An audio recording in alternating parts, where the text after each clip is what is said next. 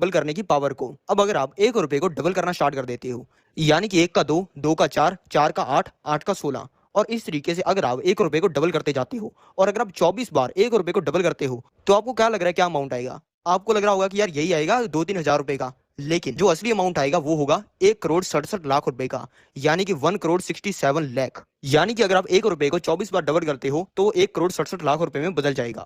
अब आपको ये तो समझ में आ गया होगा कि अगर हम पैसे को डबल करना स्टार्ट कर देते हैं तो हम थोड़े ही अमाउंट से करोड़ों रुपए बना सकते हैं। लेकिन पैसे को डबल करने के लिए सबसे पहले हमें ये पता होना चाहिए कि हमारा पैसा कितने टाइम के अंदर डबल होगा, क्योंकि किसी भी टारगेट को अचीव करने के लिए सबसे पहले हमारे पास में टारगेट होना चाहिए। अगर आप रेलवे स्टेशन के टिकट काउंटर पर जाते हो और जाकर टिकट देने वाले इंसान को कहते हो कि भाई कहीं की भी टिकट दे दे, तो आपको वो कहाँ की टिकट देगा? वो आपको कहीं की भी टिकट नहीं देगा और आप कहीं पे नहीं पहुंचोगे। इसीलिए आपको अपने पैसे को डबल करने के लिए सबसे पहले आपको ये पता होना चाहिए कि आपका पैसा कितने समय में डबल हो रहा है। तो ये पता लगाने के लिए कि हमारा पैसा कितने समय के अंदर डबल होगा, इसके लिए यूज होता है रूल ऑफ 72। दोस्तों, रूल ऑफ 72 एक ऐसा रूल है जिससे आप कैलकुलेट कर सकते हो कि आपका पैसा कितने सालों के अंदर डबल हो रहा है, यानी कि दोगुना हो रहा है। अब आपको थोड़ी कंफ्यूजन होगी कि हम कैसे कर सकते हैं। ये करने के लिए मैं आ चुका हूं अपने कंप्यूटर की स्क्रीन के ऊपर, जिसमें मैंने ऑनलाइन कैलकुलेटर खोला गूगल के ऊपर। अब आपको ये देख कर ना थोड़ा डर लग रहा होगा कि यार ये तो थोड़ा कॉम्प्लेक्स मैकेनिज्म सा लग रहा है। जिन लोगों को मैथ पसंद नहीं है वो सोच रहे होंगे कि यार ये तो हमें समझ नहीं आएगा। लेकिन दोस्तों, रूल ऑफ 72 को यूज करना बहुत ही आसान है। इसके अंदर सबसे पहले आपको 72 का नंबर याद करना है, और ये जो कैलकुलेशन मैं कर रहा हूं, मैं चाहता हूं आप भी ये कैलकुलेशन करो। आप भी अपने फोन के अंदर अभी कैलकुलेटर खोलो और जो कैलकुलेशन मैं कर रहा हूं वो आप भी करो। सबसे पहले मैंने 72 का नंबर ले लिया है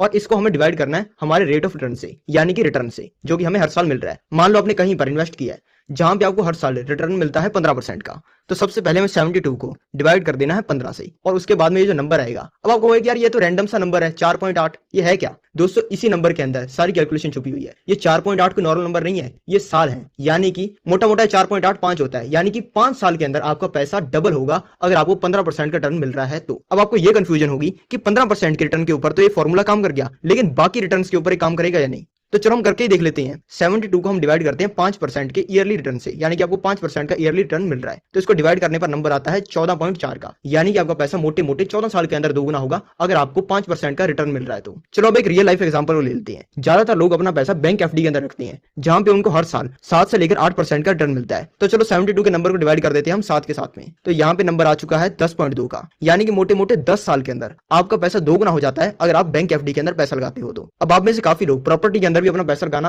पसंद करते होंगे, तो चलो 72 को डिवाइड कर देते हैं प्रॉपर्टी के रेट ऑफ रिटर्न से। अब प्रॉपर्टी का जो रिटर्न होता है वो हर साल अलग होता है। कई बार तो 5 साल तक प्रॉपर्टी का कोई रेट ही नहीं बढ़ता, और कई बार कोई ऐसा साल आ जाता है जिसके अंदर एक साल के अंदर ही प्रॉपर्टी का रेट 20-30% बढ़ जाता है। कई बार एक ही साल के अंदर प्रॉपर्टी का रेट 20-30% गिर भी जाता है। लेकिन जो एवरेज रिटर्न होता है उसमें 1-2 साल की बात नहीं की जाती है, उसमें की जाती है 10, 20, 30, 50 साल की। तो अगर डाटा को उठा के देखें तो रियल एस्टेट हर साल लगभग 8 से लेकर 10% का रिटर्न देता है। तो चलो 72 को डिवाइड कर देते हैं हम 10 के साथ में, और इस रिटर्न के अंदर सब कुछ इंक्लूडेड है। इसके अंदर प्रॉपर्टी का रेट बढ़ना इंक्लूडेड है और साथ में प्रॉपर्टी से जो रेंट आता है वो भी इसके अंदर इंक्लूडेड है। तो 72 को हमने डिवाइड कर दिया है 10 के साथ में, तो नंबर आ गया है 7.2 का, यानी कि मोटे मोटे 7 साल के अंदर प्रॉपर्टी के अंदर पैसा दोगुना हो जाता है।